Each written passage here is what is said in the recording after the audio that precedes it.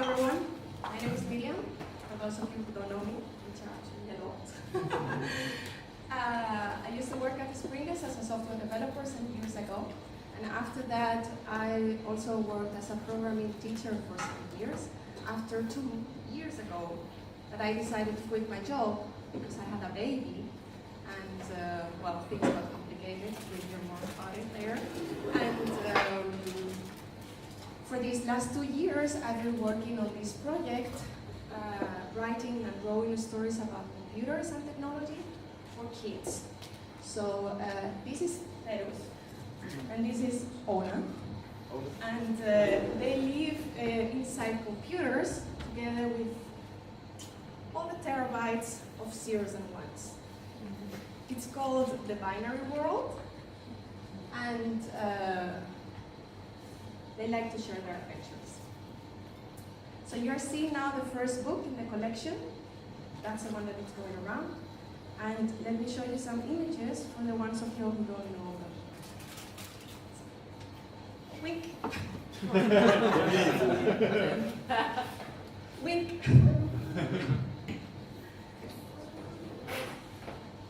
Wink.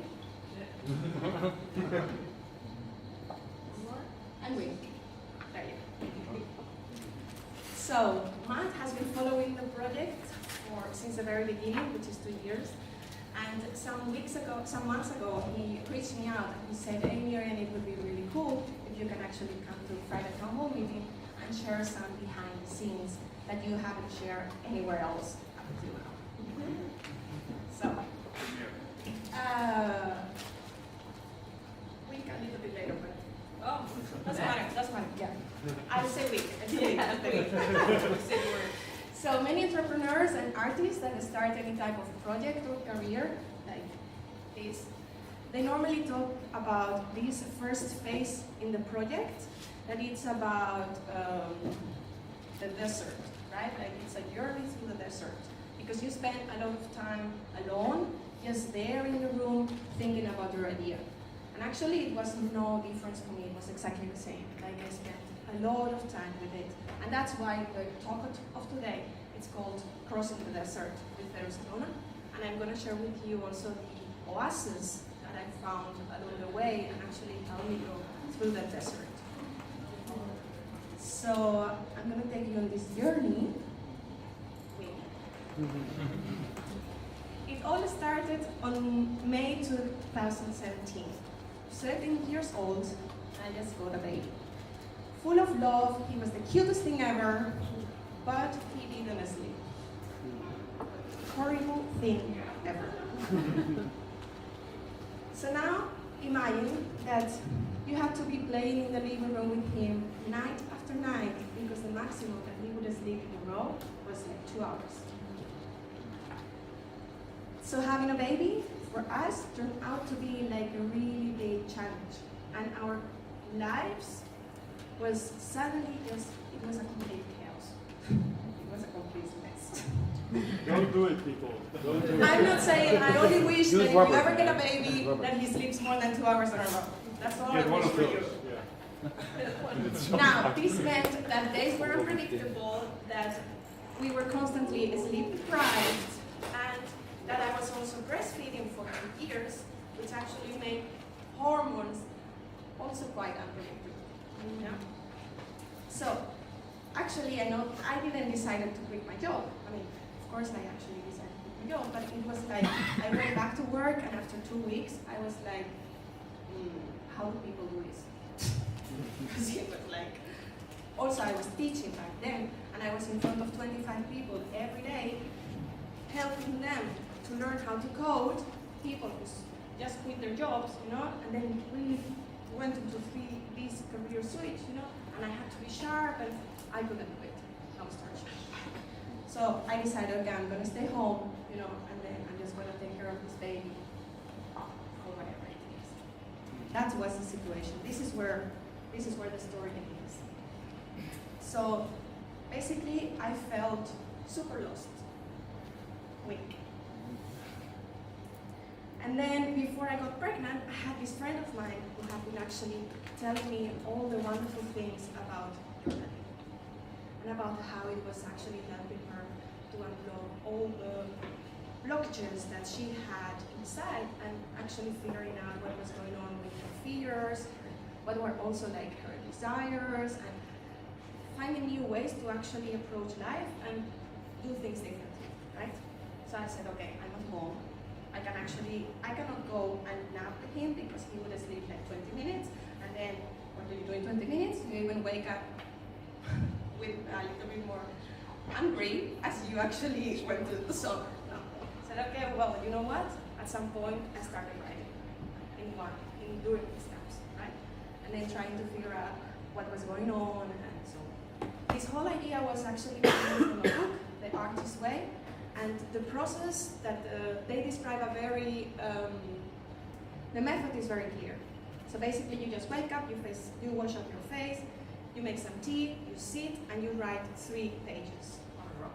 I didn't do it when I would wake up, I would do it for snap or something, but I sat and I wrote 3 automatic writing non-stop to figure out what was going on. They also tell in the book, most of your pages are gonna be super boring. And most of my pages were about, why is this baby not sleeping? But then, at some point along the road, after hundreds and hundreds and hundreds of pages, Zerus Ona appeared on the page. Wink. As a teenager, I always liked writing and wrote, but I didn't think about it as actually a career in real life, right? So instead, when I had to choose for college, I went to architecture. And actually, I thought for a while actually it was a good fit because it had like this part of technical and creative side that I could bring together. Right? But if you got friends in architecture, might of you know that the field is really crazy in terms of working hours. So I worked as an architect for 5 years in 4 different countries, and everywhere I went, I worked long hours, nights, weekends. And after a while, I finally managed to quit. And I said, okay, this is enough. Like, I don't want this for my life. And after that, when I quit, I taught myself how to code, and most of you know the story from that point on, right? But for years, I didn't do any art or any drawing or any sketch. I didn't get a pen and draw anything. What I actually discovered in those pages, it was that my relationship with creativity was actually quite damaged. And I got sad a little bit of not having, drawn and sketched for such a long time. So in this same book that I'm telling you about, in the Artist's Way, they were saying the only way to heal your relationship with creativity is actually by practicing it. So that's what I did. Nap after nap, I practiced my creativity. How? So I needed a way to practice that it didn't require very much structure or planning from my side, because remember that you were sleep deprived, like you couldn't think properly, so that's the status of the situation here. And so actually, I had heard about this 100-day project movement from some people as I was working as a teacher that were using it to learn how to code. And basically how it works is that you just commit yourself to do one specific thing for the 100 days in a row.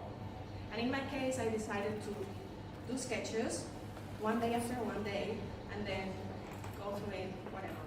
The whole thing about it, and what I especially like, it is that it's based on progress, but not perfection. So you just sat, you show up, do the work, and then you move forward to the next thing. And this is one of the folders that I'm sharing.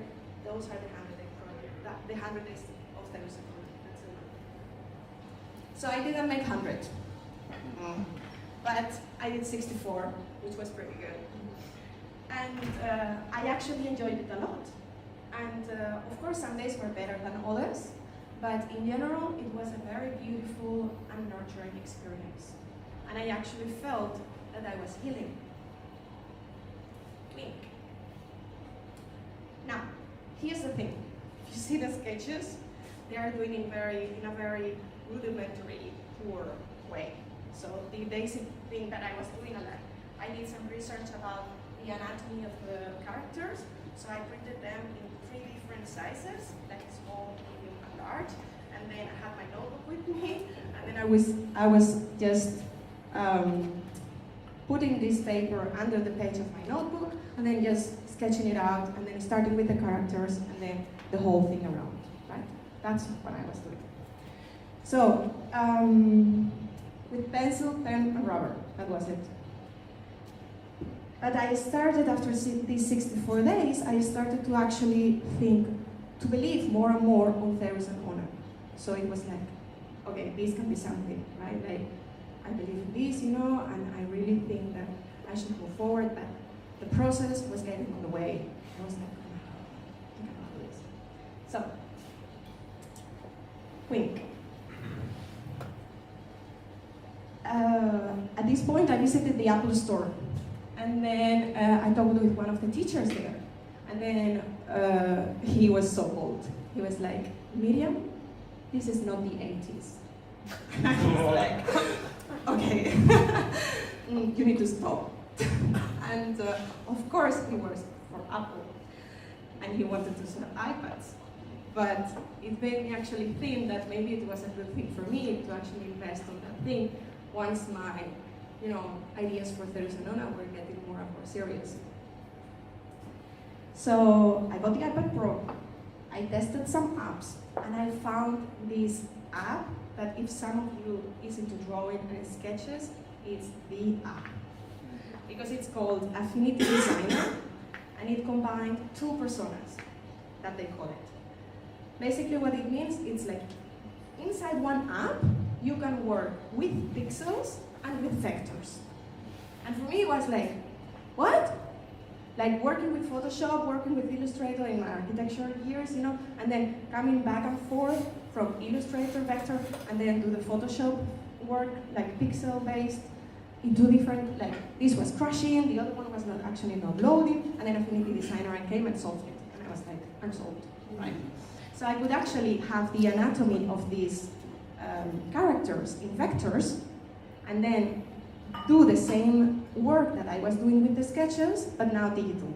So I start every drawing in the vector persona.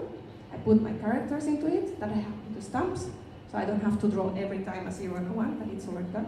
And then I switch to pixel persona, and then I start rolling, right? This was, like, I saved so much time. Like, it was amazing. And it actually helped to go deeper into the project and to actually make it even more serious. I also joined an online school, which was called Society of Visual Storytelling, which helped me with the whole community stuff and feeling that I was maybe getting the right tools, the right knowledge, if I was missing something, right? For that idea of, okay, maybe I need some education in this case. So Zerus Ona got more and more serious, as I said, and then I asked Jose, okay, this is not a hobby anymore. Of course it is, I'm having fun and a lot of stuff. And we had a conversation. I'm gonna get up from home at 6:30 in the morning. You take care of the baby. I go to a cafe next to your job, and then you bring Kay at 10, and I already did like 2-3 hours of work on Zerus Ona. And I've been doing that for a year and a half now, and it's actually what really helped to, now, maybe no moms, future moms here, so first day I got up from that home, from that door at 6:30 in the morning, leaving Jose and Kay sleeping. Like, guilt came like, oh, you're going out, leaving your family like this, to draw zeros and ones. Luckily, it disappeared after, I think the second day was already there. One day. So here's the thing. So it was great, and for most of the days I was enjoying it and so on. But then from time to time, this voice inside my head was saying, Miriam, why are you drawing and spending so much time drawing zeros and ones? Because sometimes it sounded very silly, right? So I was like, okay.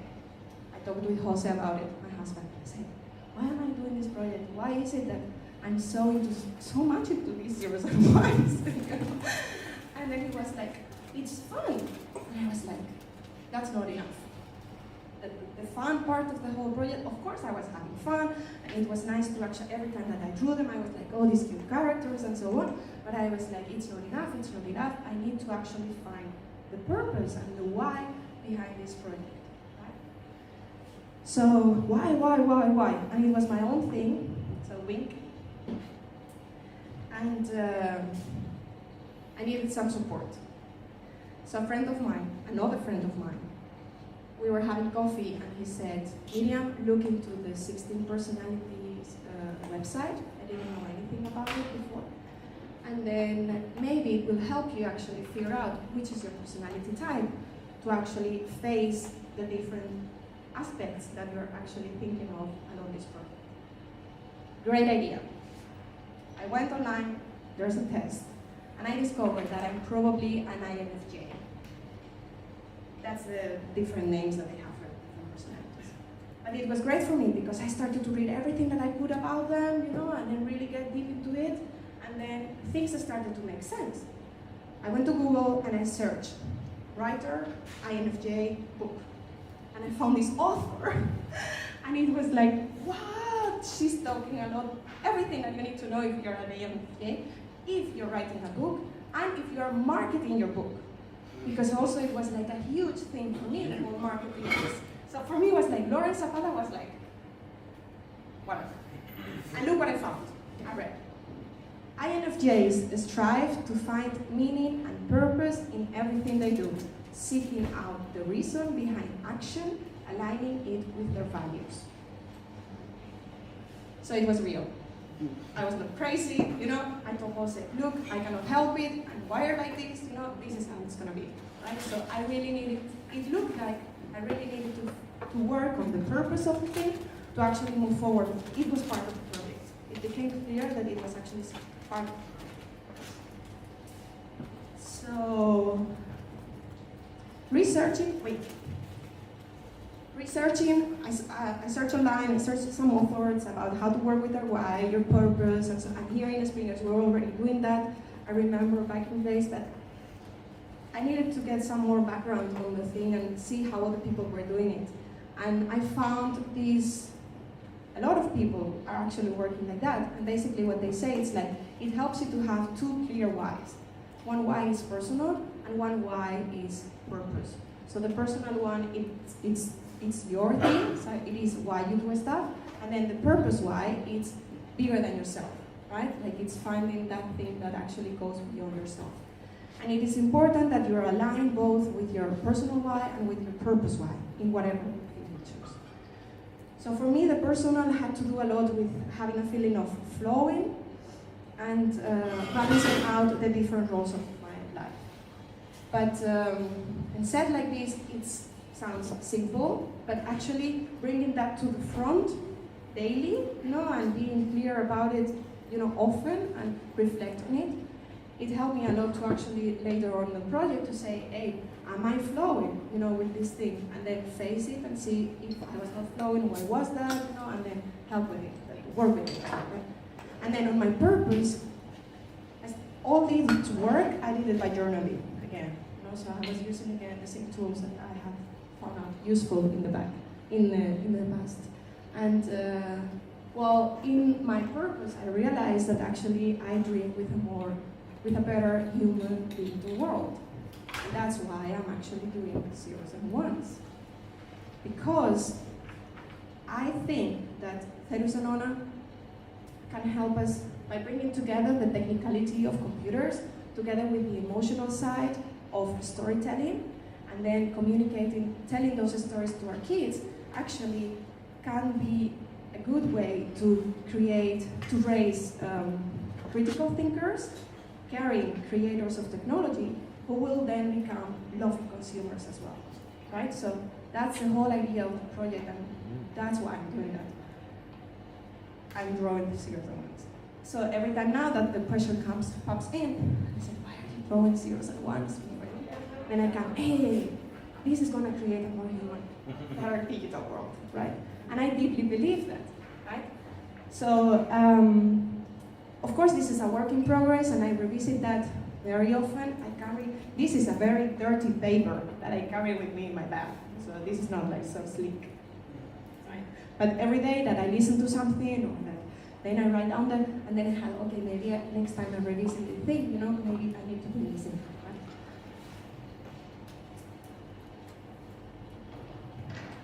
Right? Okay, so during the first months of the project, there was actually no need for structure or planning, because, well, it was just like a huge rain of chaotic ideas just piling up on my desk, right? Like that's how everything started. But then after a while, I actually thought, look, I need a way in which I can set goals and meet milestones, right? Like also Kay was sleeping already a little bit better, so I had more clarity in my mind, and things were getting better. So the project needed to get a little bit better in that sense as well. So I went to my pre-baby days, and I set in place every productivity tool that I liked in the past. So GTD, Pomodoros, like bullet journaling, everything. But after a while, I realized that it was not working. Or at least it was not working all the time. Because from time to time, I was feeling these glimpses of a burnout. So from time to time, I would say, I want to quit. Like, this isn't worth it, I want to quit. But then I started to realize, hey, but it looks like a pattern. That I want to quit, right? And then I get better, and then I want to quit again, and then I get better, and I want to quit again. I'm talking with a friend, wait. Another friend, friends, that's it, no more friends. This friend of mine, she said, why don't you work with your cycle? And I was like, what? And I started reading everything about how other women were actually doing business with their menstrual cycle. Cool stuff. Wow, mind-blowing. And basically what I learned is that most women, there are exceptions of course, but most women, we are not linear, but that we are cyclical. And that we actually, along the cycle, we have different energies. And these energies changes. So sometimes you feel more outward, sometimes you feel more inward, and that actually there are optimum times for doing specific tasks in each week of your cycle. I was like, what? So I read everything about it, and I said, okay, I'm gonna start applying these 4 energies into Zerus Ona. I'm gonna categorize everything that I'm doing for the project, and I'm gonna see in which week I need to do it. Super cool. So right now, I don't look at the calendar and I don't see weeks and months, but I see cycles. And this is so cool, because suddenly I know that in that week that before I was going to quit Zerus Ona, right now what I know that I need to do is actually mess up with the project and work on something for the next time. So I need to play. That's I think, if you want to take one takeaway of the whole thing, is that if you're PMS, play with it. And then you need to really engage on a task. Sorry for the guys, but you might have women in your life, so it might be useful. But then it was this thing that when you're a PMS, you really need to engage with the activity, because it's better that you actually don't relate to anyone around you, right? That's basically the whole thing. So right now, every new thing that I do for Zerus Ona, normally it comes when I'm PMS. And I'm a better woman, like a wife and a mother and all together.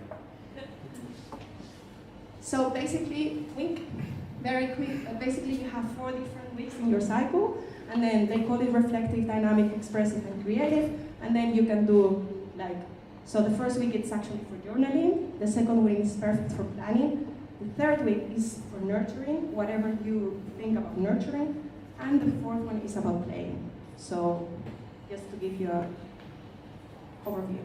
Quick. Now, last thing I want to tell you is how I actually now approach with these tools, with these oases, anything new that I need to learn about.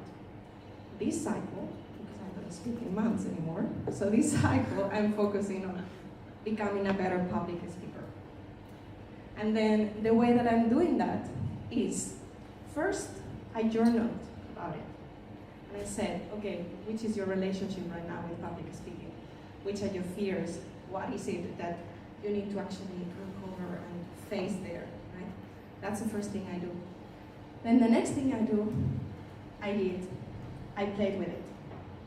And by that, in this case, was, what's the most awful idea about public speaking that you can think of? And I thought, making a video of myself, super close, no makeup, like really my eyebrows are even not combed, you know, and then I have like, you know, sleepy eyes and so on. And then no script, just in the park, like out while I'm taking care of Kate, you know, and then I'm gonna post it online and I'm gonna see what happens. That was the plan. I did it, nothing happened. And I got likes on top of the whole thing, right? So I don't think you can find the video anymore online. I deleted it after a week. But it helped me actually to go through the other side, right? And say, okay, the most awful thing already happened, right? Now it's a moment of saying, okay, I'm gonna nurture the project. So I'm gonna I invested in hardware, I invested in a little bit in education, and all the stuff to actually nurture the whole experience. And then last thing I did find the why. So why am I doing this? Okay, again, you want to create you dream with a more human, better world, digital world, right? So actually getting better at public speaking, it's going to help you to spread the word of Zerus Ona, sell more books, and, you know, so really help with this idea that you have about. So, oh, and of course I planned the actions according to my cycle. So that's all those actions were actually planned according to my cycle. So I was actually feeling like flowing in every part of the process. So, and I often ask myself these questions. So maybe even daily, every time that I do something, I say, hey, am I flowing? And is this actually creating a better human digital world? And then right away, I know if I'm aligned, you know, and if any of the answers is no, then I ask myself, why is that? Sometimes it's self-care, but sometimes it's, I don't know, change and don't do social media, you know, but actually do some drawings and get some content out there, right? So is it working? For me it is. So you're holding the book in your hands, and it's out since yesterday. Very exciting. Finished, printed, and humans are buying it. Yesterday night I had the first meetup in town, and people that I didn't know, alone in the room, and that didn't know anything about Zerus Ona, they went crazy about it. Yeah. It was really sweet. And it's right now flying to 11 countries. The best part of it is that I'm not drained or exhausted, but I'm still excited about the future. That's really cool.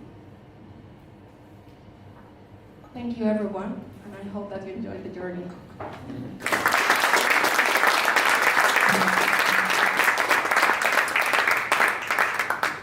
right. First of all, thanks. Thank you for the presentation. Any questions? Okay, you're moving first. Solid. Not at all. Can you tell a little bit more about the, well, fucking awesome, all of it, I followed a bit on Facebook, I missed the video, unfortunately.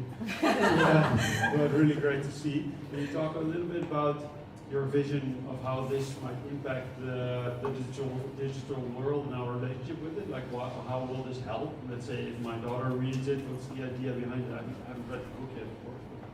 That was my presentation for yesterday. Oh. So that was actually... So actually, I didn't want to bring here the whole Zerus Ona presentation because it was not, but I'm happy you asked. So basically, the idea behind the project for me was, we got this baby, and I'm a programmer. My husband is a programmer. And we started saying, how are we going to actually introduce him to the world of technology? And what's going to be the first encounter that he has with this world?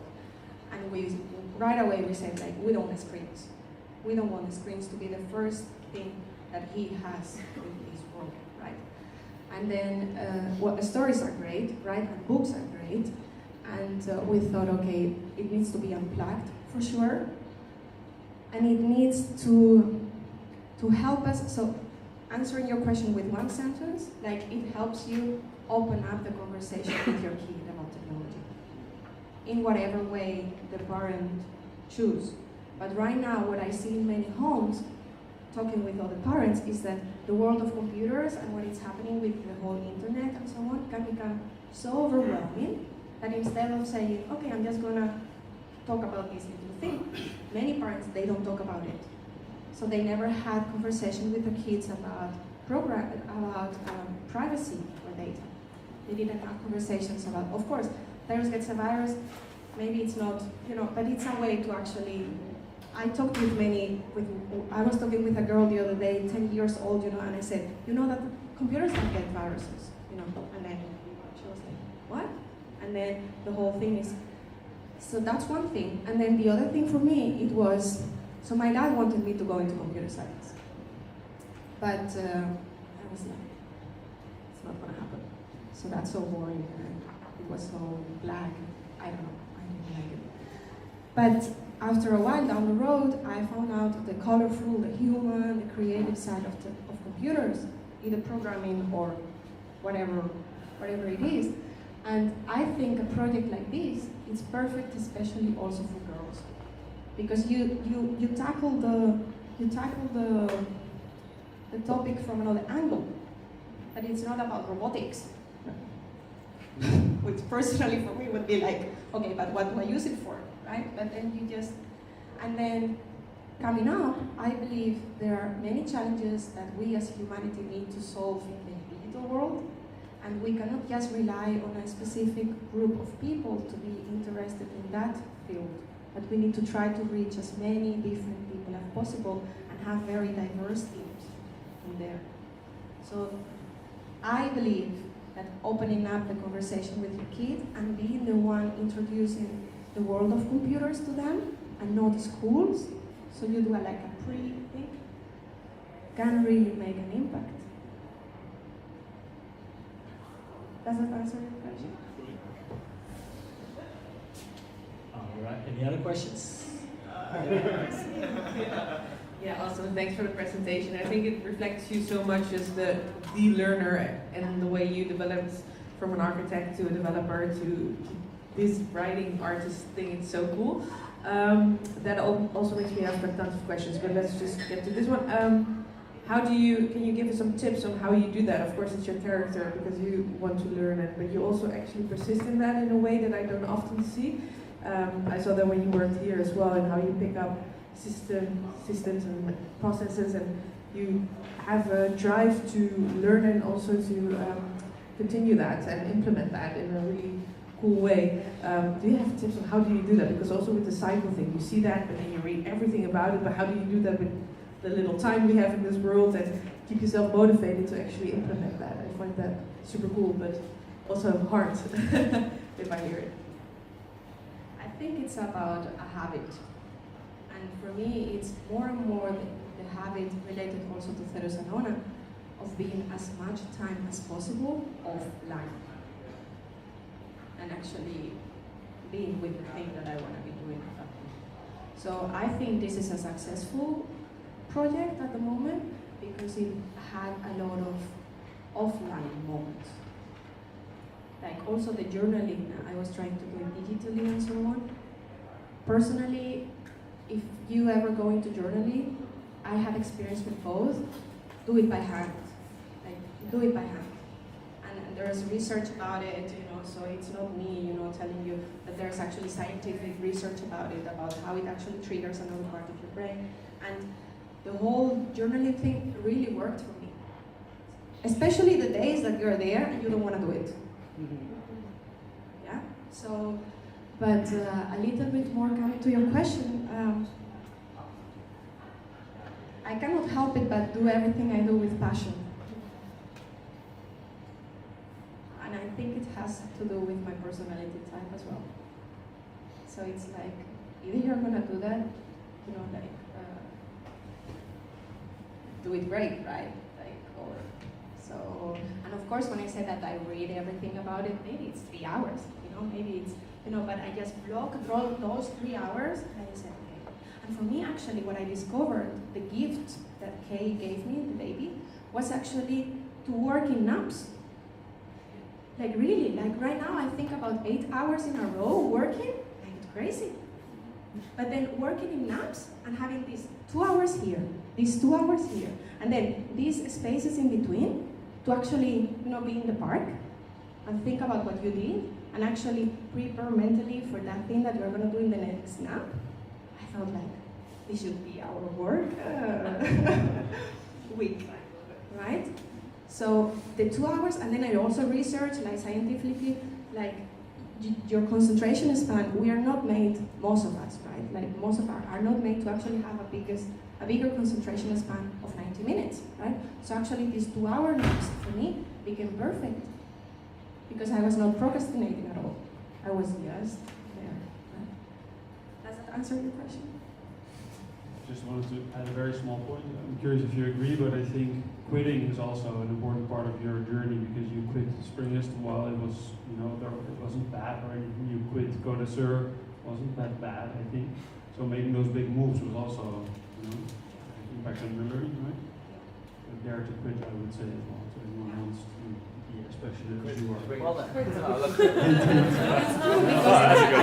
Actually, there, I don't know where, but listening to someone, I don't remember the name now, but he was saying like, hey, quit when you are up on the wave, like, don't wait until it gets too bad, but just, so as a way of actually move forward. And I found that actually resonated with me. It's scary, of course, when I quit, it's super scary. But actually quitting, I quit many times. I quit architecture, I quit. So, yeah. I've quit most of my jobs. We all have quit all of our jobs except for one. Well, yeah. But yeah, good point. Good point. It's part of the journey. So how can we help you?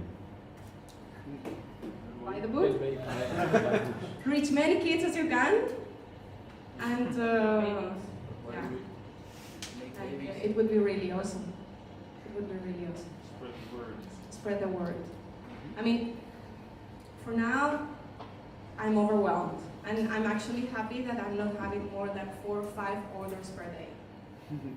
Because I'm getting into the whole logistics and so on. And 3 days ago, I was at 4 a.m. writing thank you cards and signing books for all those pre-orders that I collected during 2 months. And I tried to do it with Kay when he was awake, but I said, no, I want to do it also with my heart. So I'm going to wake up at 4 a.m. in the dark of the living room. And I'm going to do this actually feeling what I'm writing. So my mom woke up at 6. They're here for the whole shipping experience. And next to me, she started packing all those books and then getting into envelopes and so on. And then next day, I went to PostNL. I sent 20, and they were like, do you have more? I said, I do. I said, okay, come back tomorrow. Then I went back tomorrow with 20. So pre-orders are done. And then yesterday, the first meetup went very well. And then, but if you can spread the word for me, and yeah, that would be awesome. Let's do this. I'm on it. And 2 more titles are coming next year.